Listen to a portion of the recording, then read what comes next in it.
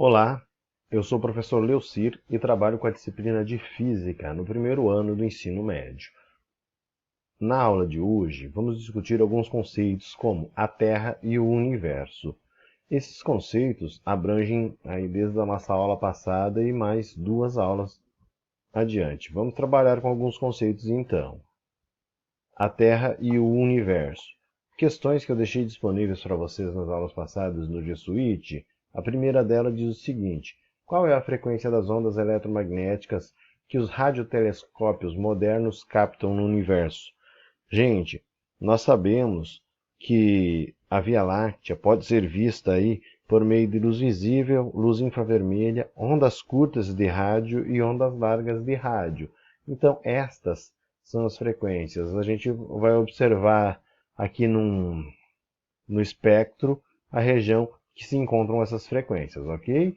E a segunda questão diz o seguinte: é correto afirmar que ao vasculharmos o universo, quanto mais longe vemos, mais retrocedemos no tempo? É correto afirmar, sim, gente. Quanto mais longe observar, mais nós conseguimos retroceder no tempo. Inclusive o telescópio ALMA é um telescópio que está fixado aí num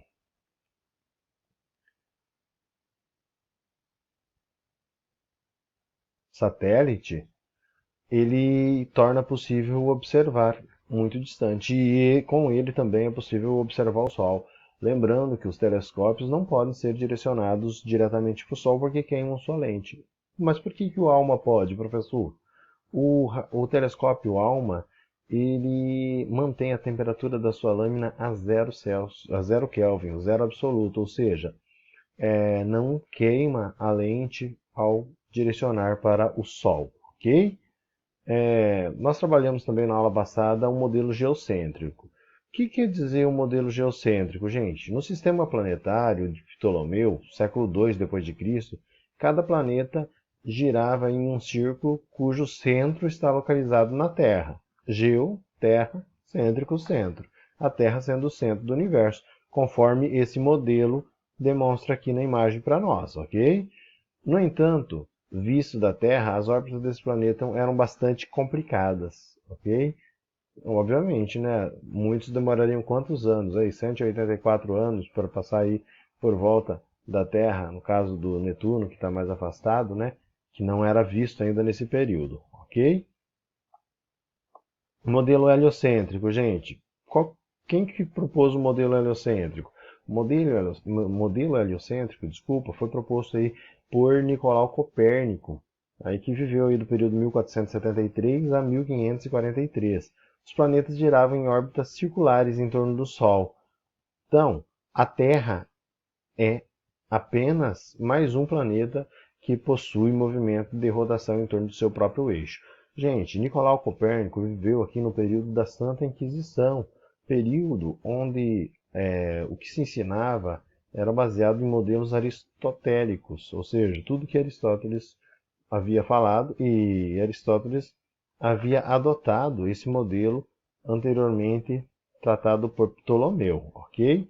Então, o que aconteceu? É, Nesse período da Santa Inquisição, cientistas, pessoas que eram consideradas curadeiras, benzedeiras, acabavam sendo queimadas na fogueira por serem considerados bruxas ou bruxos. E então, quando Nicolau Copérnico foi inquisitado pela Igreja Católica, ele negou a pesquisa dele, tá? E ele escondeu. Mais tarde, uma pessoa chamada Tycho Brahe, baseado aí nos relatos sobre Copérnico, conseguiu encontrar os estudos do Copérnico e fazer os estudos dele. Tycho Brahe considerou realmente que a Terra era o centro do universo, mas que todos os planetas giravam em torno do Sol e em torno da Terra. E o Sol apenas girava em torno da Terra. Era um modelo muito estranho. Tycho Brahe era um ótimo observador para o período. Porém, ele não era bom matemático. O aluno dele, discípulo alemão, Johannes Kepler, se apropriou das suas observações, se aperfeiçoou em matemática e conseguiu propor um modelo que é visto até hoje como atual, né? que descreve aí como funcionam os sistemas planetários, o sistema solar, né, ou qualquer outro sistema que exista aí no universo. A primeira lei do Johannes Kepler diz que todo planeta gira em órbita elíptica, estando o Sol em um dos focos da elipse. Olha aqui, o Sol está em um dos focos da elipse. O que é uma órbita elíptica? Não é circular, ela é oval, né? Elíptica. A segunda lei diz o seguinte: o segmento de reta que une um planeta ao Sol descreve áreas iguais em tempos iguais. Vamos observar a imagem para me descrever para vocês. Olha, a Terra percorreu esse espaço de tempo aqui em um mês. Então, se eu ligar ao centro do Sol duas linhas retas, eu vou ligar aqui, ó. Em um mês, ele andou esse período aqui quando ele está mais afastado, tá? Período aféreo. Então, a gente tem essa área aqui. As áreas são áreas iguais em períodos de tempos iguais. Então, essa área 1 aqui é igual à área 2, ok? E a terceira lei de Kepler diz o seguinte: a razão entre o cubo do raio médio da órbita de um planeta e o quadrado do seu período de revolução em torno do Sol é uma constante. Nós temos uma constante, gente.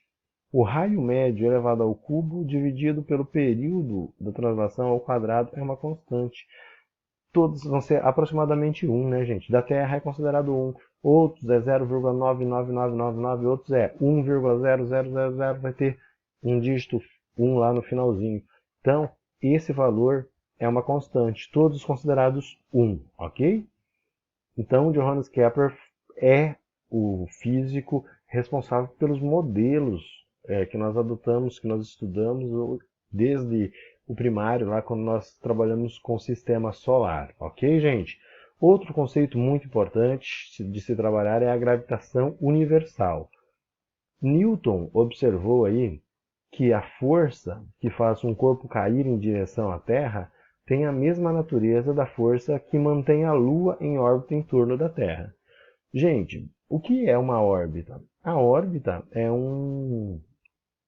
a gente pode dizer que o objeto, no caso a Lua, que é o satélite natural da Terra, está em queda livre em direção à Terra.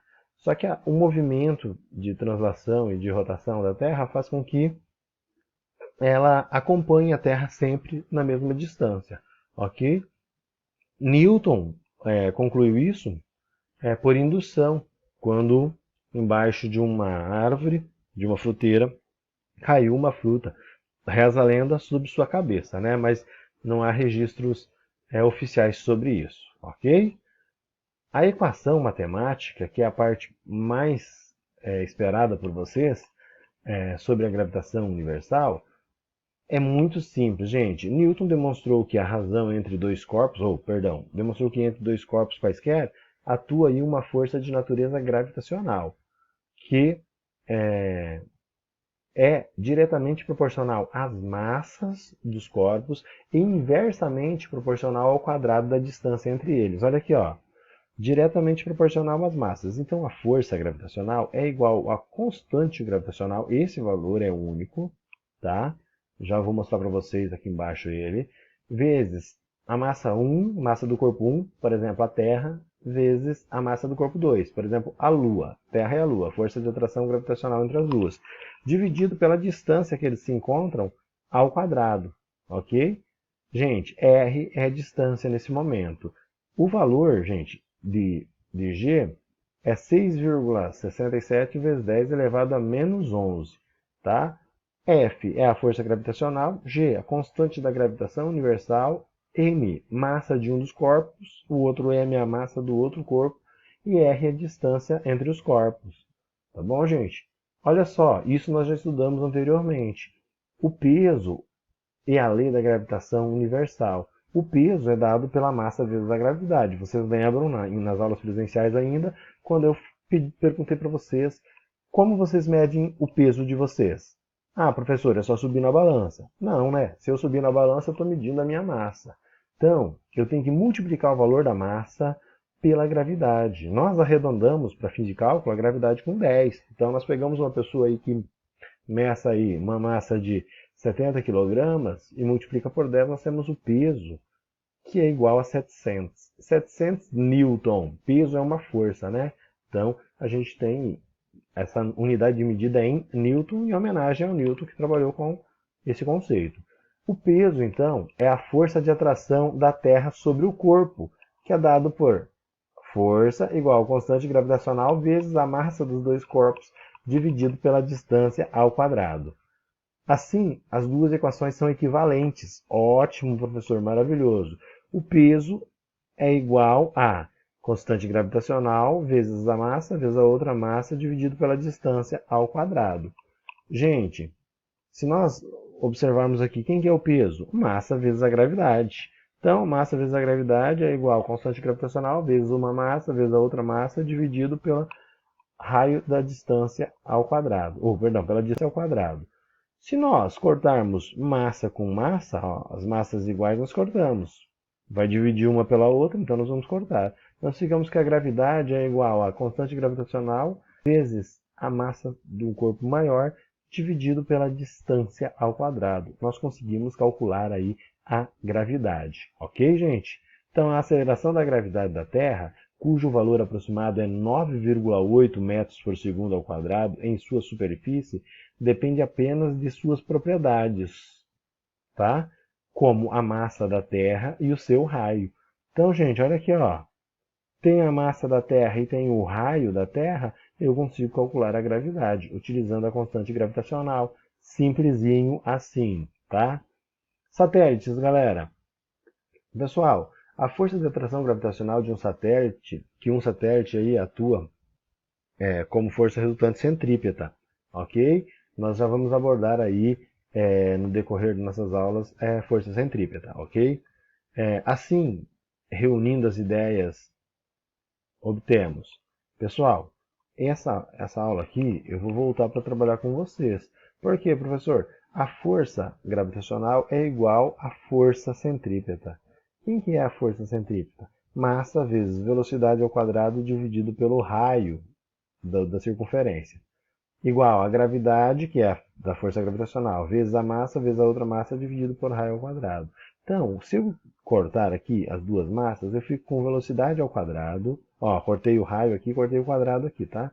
Velocidade ao quadrado igual a constante gravitacional vezes massa dividido pelo raio. Ou seja, se eu quiser calcular a velocidade, ela vai ser raiz quadrada da constante gravitacional vezes a massa dividido pelo raio. Simplesinho assim, tá, gente?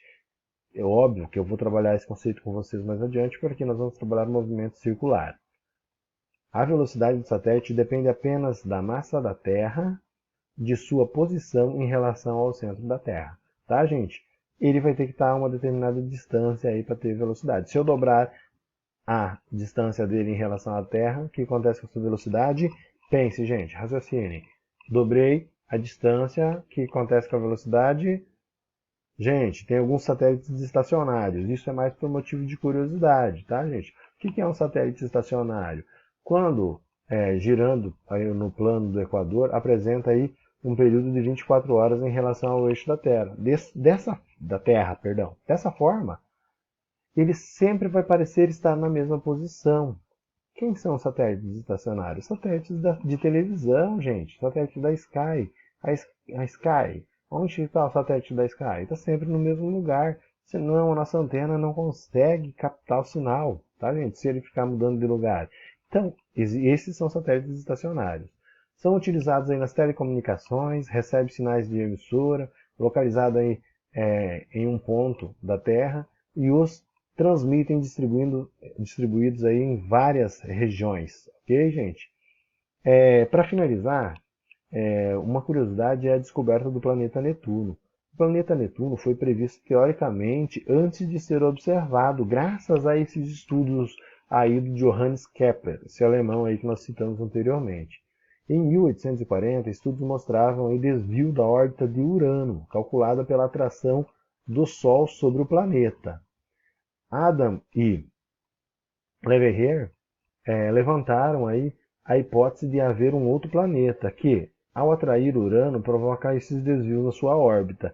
Então, em 1846 foi descoberto